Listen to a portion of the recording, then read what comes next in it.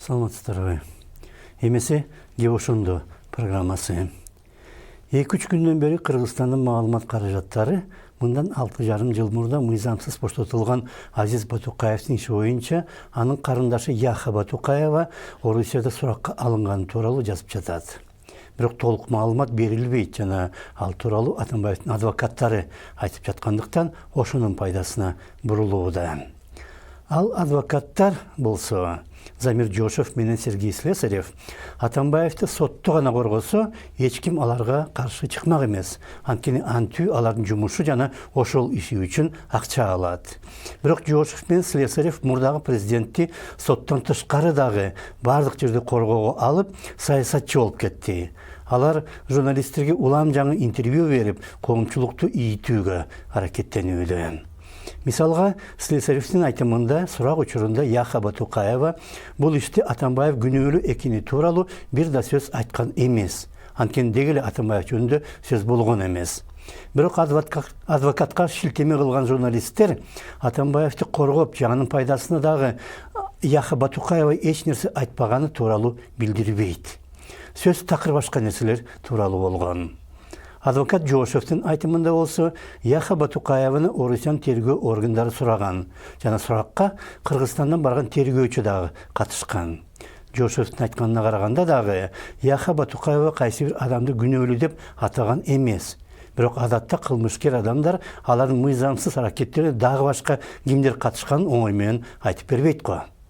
Бирок деги эле эмне үчүн Орусиян тергөөчүлөрү Яха Батукаеваны суракка алган? Ал Азиз Батукаевдин мыйзамсыз боштотулганы менен байланыштуу козголгон кылмыш ишинде күнөөлүү же күбө деп аныкталды беле. Адвокаттар да, журналисттер дагы Яха Батукаева 2,5 жылдан бери Орусияда түрмөдө жатканы тууралуу эч маалымат бербейт. Бирок дал ошол себептен орусиялык тергөөчүлөр аны сурай алган. Яха Батукаева 17 жылдын май айында Челябинск облустук соту тарабынан 17 жылга эркинен ажыратууга кесилген. Анткени Южно-Уральск шаарында 28 килограмм героин менен кармалган. Аны менен кошо Кыргызстандын жараны Кабылжан Абдурахманов да кошо кесилген. Ал ошол 28 килограмм героинди Южно-Уральск шаарында сатып алган жана Яха Батукаева менен кошо аны кайра сатууну пландаган. Атамбаевди коргогон адвокаттар менен журналисттер камакта жаткан адам айткан маалыматтын кичине эле бир бөлүгүн пайдаланып, Атамбаевди актоого аракеттенүүдө. Тергөө кызматкерлери болсо андай маалыматты азырынча ачыктай албайт. Бирок Батукаев Кыргызстандын президенти болуп Атамбаев турганда боштондукка чыккан деген жалгыз факт эле Атамбаев күнөөлүү экенинен кабар берет. Бул Акаевдин маалынан бери эле аракет жасалып аткан, чыгарып кеткенге, Бакиевдин маалында да ушундай эле аракет жасалган. Бул аракет Отунбаеванын да маалында болгон.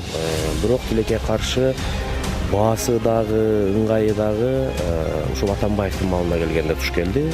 Ошондуктан бул Азиз Батукаев чыгып кетүүнү бир нече жолу аракет жасап көргөн. Тилекке каршы Атамбаевдин маалына чыгып кетти. Эмнегедир Атамбаев көндү, бизге деле таң калыштуу болду. Мындай кылмышка эч ким көнбөгөн эмес.